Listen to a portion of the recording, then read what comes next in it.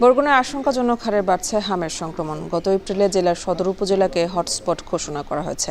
স্বাস্থ্য বিভাগের দেওয়া সবশেষ তথ্য অনুযায়ী গত 24 ঘন্টায় হামের উপসর্গ নিয়ে হাসপাতালে ভর্তি হয়েছে 17 জন। আর জানুয়ারি থেকে এ পর্যন্ত সরকারি হাসপাতালে চিকিৎসা নিয়েছে 1143 জন। আর এ নিয়ে আরও জানাতে বরগুনা 250 শয্যা বিশিষ্ট জেনারেল হাসপাতাল থেকে যুক্ত আছেন সহকর্মী সুজন আকন। সুজন, টিকা দেওয়ার পরও হামের সংক্রমণ নিয়ন্ত্রণে আসছে না কেন, আর এ বিষয়ে চিকিৎসকরা কি বলছেন?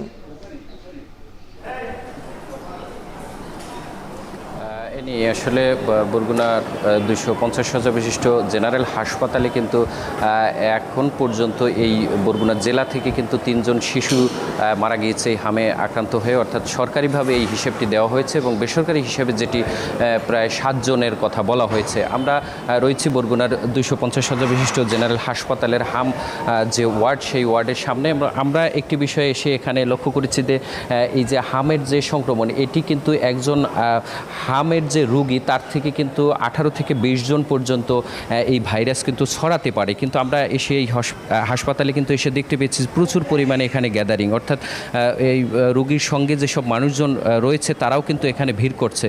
এটি কিন্তু চিকিৎসকের পক্ষ থেকেও কিংবা এই হাসপাতাল কর্তৃপক্ষের পক্ষ থেকেও কিন্তু বারবারই কিন্তু তাদের সচেতন হওয়ার জন্য বলা হচ্ছে এবং চিকিৎসকরাও কিন্তু বলছেন যে এই যে দেশের সর্বদক্ষিণের যে জেলা, এখানে কিন্তু স্বাস্থ্য বিভাগের পক্ষ থেকে কিন্তু গত এপ্রিলে কিন্তু সদর উপজেলাকে কিন্তু হটস্পট ঘোষণা করা হয়। অর্থাৎ এখানে এই হাসপাতাল থেকে কিংবা এই বরগুনা জেলার যেসব সরকারি হাসপাতালগুলো রয়েছে সেখান থেকে হামের উপসর্গ নিয়ে যেসব রোগীরা ভর্তি হন তাদের মধ্যে থেকে যে নমুনা সংগ্রহ করে ঢাকায় পাঠায়, সেই নমুনা থেকে কিন্তু প্রায় 30% কিন্তু রোগী কিন্তু মানে অর্থাৎ এই নমুনা থেকে কিন্তু 30% কিন্তু নিশ্চিত হামে আক্রান্ত হচ্ছে। অর্থাৎ এই যে আশঙ্কার বিষয়গুলো কিন্তু বারবারই চিকিৎসকরা বলছে যে এখানকার এই অঞ্চলের মানুষের যে সচেতনতার অভাব রয়েছে সেটি কিন্তু আমরা এই এখন বেডের মধ্যেও কিন্তু আমরা দেখতে পেয়েছি। অর্থাৎ এখানে যে হামের রোগীর থেকে যে সংক্রমণ ছড়িয়ে পড়তে পারে সেটি কিন্তু বারবারই চিকিৎসকরা বলার পর থেকেও কিন্তু তারাও কিন্তু সচেতন হচ্ছে না।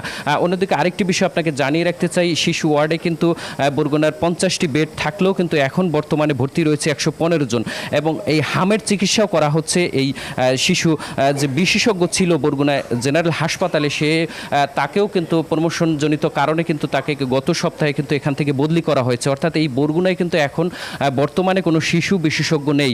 বর্তমানে একজন মেডিকেল অফিসার রয়েছে, তিনি কিন্তু এই প্রায় 3 থেকে 4 গুণ রোগীর চাপ কিন্তু সামলাতে হচ্ছে তার।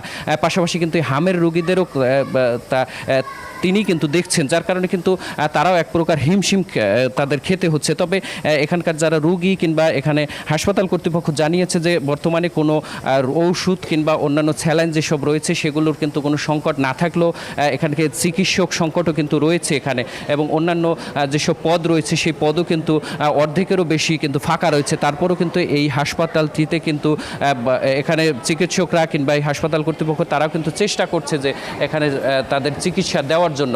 অন্যদিকে কিন্তু এখানকার যারা রোগীরা রয়েছে তারা বলছেন যে এখানে কিন্তু এই হামে যারা আক্রান্ত হচ্ছে তারা কিন্তু ডেঞ্জার পজিশনে আসার পরে কিন্তু হাসপাতালে নিয়ে আসছে, যার কারণে চিকিৎসকরা বলছে যে এই হামের উপসর্গ কিংবা জ্বর থাকলে কিন্তু শিশুকে হাসপাতালে নিয়ে আসার জন্য কিন্তু তারা পরামর্শ দিচ্ছেন। এই ছিল আমার কাছে বরগুনা 250 শয্যা জেনারেল হাসপাতাল থেকে সবশেষ। বরগুনার হাম পরিস্থিতি নিয়ে জানাচ্ছিলেন সহকর্মী সুজন আকন।